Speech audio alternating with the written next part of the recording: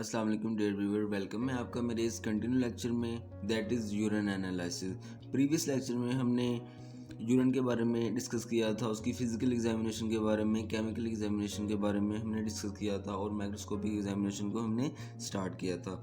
तो चलिए हम मज़ीद माइक्रोस्कोपिक एग्जामिनेशन को आगे कवर करते हैं। तो चलिए सेल्स से शुरू करते हैं। सेल्स में हम सबसे पहले कवर करेंगे रेड ब्लड सेल्स को, आरबीसीज़ को। अगर यूरिन में अब नॉर्मल नंबर में आरबीसीज़ मौजूद हैं तो इस कंडीशन को हम बोलते हैं हेमोचूरिया। जो हेमोचूरिया होता है ये दो तरह का होता है, इसकी दो टाइप्स होती हैं, एक होता है ग्रास हेमोचूरिया और एक होता है मैक्रोस्कोपिक हेमोचूरिया। जो ग्रास हेमोचूरिया होता है इसमें यूरिन का कलर जो होता है वो पिंकिश और रेड कलर का होता है, क्योंकि इसमें बहुत ज़्यादा अमाउंट में रेड ब्लड सेल मौजूद होते हैं।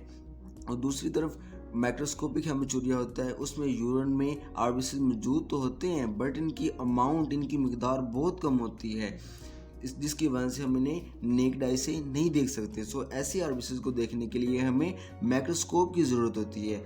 तो अगर यूरिन की एग्जामिनेशन में यूरिन के अंदर 3 से ज़्यादा आरबीसीज मौजूद हैं पर हाई पावर फील्ड में, तो हम इसे अब नॉर्मल कंसीडर करेंगे कि अगर 3 से ज़्यादा आरबीसीज हमारे यूरिन में आ रहे हैं। रेड ब्लड सेल जो होते हैं ये नॉन न्यूक्लिएटेड होते हैं, बाई कनकेव शेप के होते हैं और उनका जो डायमीटर होता है वो 7 माइक्रोमीटर का होता है। जो यूरिन डाइल्यूट फॉर्म में होता है यानी कि हाइपोटोनिक फॉर्म में, तो आरबीसीज जो होते हैं इनमें स्वेलअप हो जाते हैं। और जो कंसनट्रेटेड यूरिन होता है यानी कि हाइपोटोनिक फॉर्म में यूरिन, तो उसमें आरबीसीज क्रिएटिन फॉर्म में हो जाते हैं।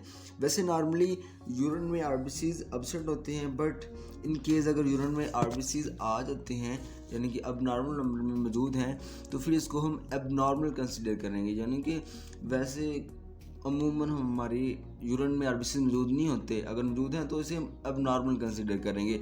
कुछ फिजियोलॉजिकल कंडीशंस होती हैं जिसमें आरबीसीज प्रेजेंट होते हैं हमारी यूरिन में, जैसा कि फीमेल में मेंसेस के दौरान जो ब्लीडिंग होती है, तो इस केस में जो यूरिन है उसमें आरबीसीज आने लग जाते हैं, जो कि इतना इम्पोर्टेंट नहीं होता, बट वो कौन कौन से केसेस हैं जिनकी वजह से रेड ब्लड सेल जो यूरिन में आने लगते हैं। जो पहली केस है वो है यूरिनरी ट्रैक्ट इन्फेक्शन हो गया, या यूरिनरी ट्रैक्ट में स्टोन है, या फिर गॉल ब्लैडर में स्टोन है, या फिर ब्लैडर में इन्फेक्शन हो गया, अगर किसी प्रोस्टेट में इन्फेक्शन है, या फिर एक्यूट ट्यूबुलर नेक्रोसिस है, और अगर किसी को ड्रग्स की वजह से टॉक्सिन रिएक्शन हो गया, तो ये कंडीशन में यूरिन में ब्लड आना शुरू हो जाता है। तो ये था आरबीसीज के बारे में। नेक्स्ट हम बात करते हैं पस सेल्स के बारे में। पस सेल्स क्या होते हैं? पस सेल्स को वाइट ब्लड सेल्स भी कहा जाता है, पस सेल्स को ल्यूकोसाइट्स भी कहा जाता है। तो पस सेल्स क्या होते हैं? जब भी हमारी बॉडी में कोई भी बैक्टीरिया या वायरस या एंटीजन इंटर करता है, या हमारी बॉडी में कोई इन्फेक्शन हो जाता है, तो हमारी बॉडी का जो इम्यून सिस्टम होता है वो एक्टिवेट हो जाता है, और हमारी बॉडी का जो इम्यून सिस्टम है वो वाइट ब्लड सेल्स को भेजता है इन्फेक्शन से फाइट करने के लिए। जब डब्ल्यूबीसीज इन्फेक्शन से फाइट करते हैं तो इस दौरान कुछ डब्ल्यूबीसीज की डेथ हो जाती है, तो डेड डब्ल्यूबीसीज की डेब्रिस बनना शुरू हो जाती है, वो बॉडी में अकोमुलेट होने लगती हैं और पस की फॉर्मेशन करती है। पस को हम उर्दू में सिंपली मवाद भी बोलते हैं। इस पस का हमारी बॉडी में कोई यूज़ नहीं होता, हमारी बॉडी एक्सक्रीटरी सिस्टम के ज़रिए से बॉडी से एक्सक्रीट करती है। पस सेल्स क्या होते हैं? ये डेड डब्ल्यूबीसीज की डेब्रिस होती है, जो बॉडी में मौजूद इन्फेक्शन से फाइटिंग के दौरान इनकी डेथ हो जाती है, और फिर यही डेड डब्ल्यूबीसीज यूरिन के थारों एक्सक्रीट, पस की फॉर्म में एक्सक्रीट होते हैं। अगर यूरिन में 5 से कम पस सेल्स पर हाई पावर फील्ड मौजूद हैं तो ये नॉर्मल मिकदार होती है, और अगर यूरिन में 5 से ज़्यादा पस सेल मौजूद हैं पर हाई पावर फील्ड में, तो ये अबनॉर्मल कंडीशन होती है। तो इस अबनॉर्मल कंडीशन को हम पाई यूरिया बोलते हैं। ये इंडिकेट करते हैं कि हमारी बॉडी में कोई इन्फेक्शन है या इन्फ्लेमेशन चल रहा है, जो कि यूटीआई में और जेनिटल ट्रैक्ट में है। अगर आपकी यूरिन में पस सेल्स ज़्यादा मौजूद हों तो आपकी यूरिन की जो अपीयरेंस होती है वो क्लाउडी हो जाती है।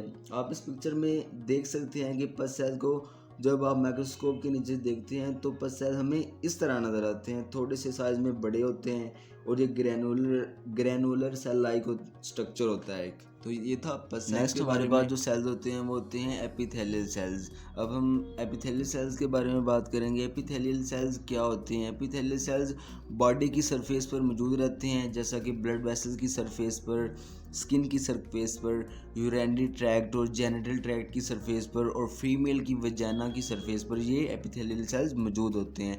तो एपिथेलियल सेल्स जहाँ बॉडी की सरफेस पर मौजूद होते हैं वहाँ पर ये प्रोटेक्टिव कवरिंग के तौर पर एक्ट करते हैं ताकि कोई भी बैक्टीरिया या वायरस जो है वो हमारी बॉडी में इंटर ना हो सके। इसके अलावा ड्यूरिंग यूरिनेशन कुछ एपिथेलियल सेल्स जो होते हैं वो सरफेस से निकलकर यूरिन में आ जाते हैं, जो कि नॉर्मल माना जाता है।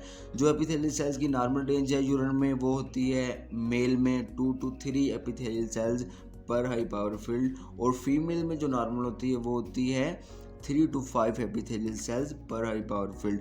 बट अगर यूरिन में बहुत ज़्यादा अमाउंट में एपिथेलियल सेल्स आ रहे हैं बहुत ज़्यादा मकदार में, तो ये एक एबनॉर्मल कंडीशन मानी जाती है। देखा गया है कि यूरिनरी ट्रैक्ट इन्फेक्शन के केसेस में, यूटीआई के केसेस में, येस्ट इन्फेक्शन के केसेस में, या फिर किसी पेशेंट को किडनी डिजीज़ है, लिवर डिजीज़ है, या फिर उसके ब्लैडर में कैंसर है, तो ये इन कंडीशन में यूरिन में एपिथेलियल सेल्स बहुत ज़्यादा मौजूद होते हैं। इसके अलावा यूरिन में एपिथेलियल सेल्स 3 तरह के होते हैं, 3 टाइप्स होती हैं इसकी। Number 1 squamous epithelial cells, number 2 renal tubular epithelial cells, number 3 transitional epithelial cells. 3 types होती हैं, स्क्वैमस, रेनल ट्यूबुलर, ट्रांजिशनल। सब पहले हम बात करते हैं स्क्वैमस एपिथेलियल सेल्स के बारे में। जो स्क्वैमस एपिथेलियल सेल्स होता है ये एपिथेलियल सेल्स में सबसे लार्जेस्ट सेल होता है, और ये स्क्वैमस एपिथेलियल सेल्स फीमेल की यूरिन में मोस्ट कॉमनली पाया जाता है क्योंकि ये फीमेल की वजाना से ही आता है। तो अगर बहुत ज़्यादा मकदार में स्क्वैमस एपिथेलियल सेल्स यूरिन में, फीमेल के यूरिन में आ रहे हैं, तो ये फीमेल्स में वजाइनल फ्लूइड की कंटेमिनेशन की वजह से ऐसा होता है, यानी कि फीमेल में वजाइनल फ्लूइड की कंटेमिनेशन हो गई है। दूसरे नंबर पर क्या था कि रेनल ट्यूबुलर एपिथेलियल सेल्स, इसको हम रेनल सेल्स भी बोलते हैं, और इससे एपिथेलियल सेल्स की साइटोप्लाज्म में मौजूद जो न्यूक्लियस होता है वो बहुत ही लार्ज होता है। इसके अलावा ट्यूबुलर नेक्रोसिस हो गया, वायरल इन्फेक्शन की कंडीशन में रेनल ट्यूबुलर और जो एपिथेलियल सेल्स होते हैं यूरिन में बहुत ज़्यादा अमाउंट में आने लगते हैं। तीसरे नंबर पर ट्रांजिशनल एपिथेलियल सेल्स। ये जो ट्रांजिशनल एपिथेलियल सेल्स होते हैं ये मेल के यूरेथ्रा और रेनल पेल्विस के बीच में पाए जाते हैं, और ये जो ट्रांजिशनल एपिथेलियल सेल्स होते हैं ये मोस्ट कॉमनली ओल्डर जो मेल होते हैं उनमें मौजूद होते हैं। इनमें ये सेल्स देखने को मिलती है। इनका जो शेप होती है वो राउंड और पेयर शेप होते हैं। आप इन तीनों की इमेज में देख सकते हैं ये किस तरह यूरिन में दिखाई देते हैं। ये पहले हमें दिखाई दे रहा है स्क्वैमस एपिथेलियल सेल्स, और ये है ट्यूबुलर एपिथेलियल सेल्स, और ये है ट्रांजिशनल एपिथेलियल सेल्स। तो आज के लेक्चर में हमने आरबीसीज को डिस्कस किया, फिर हमने पस सेल्स को डिस्कस किया, फिर हमने एपिथेलियल सेल्स को डिस्कस किया, उसकी टाइप्स को डिस्कस किया। तो दोस्तों अगर आपको ये मेरा लेक्चर पसंद आया तो प्लीज़ चैनल को सब्सक्राइब करें और अपने दोस्तों के साथ भी शेयर करें, और हम अपनी नेक्स्ट वीडियो में कवर करेंगे यूरिन कास्ट को। शुक्रिया।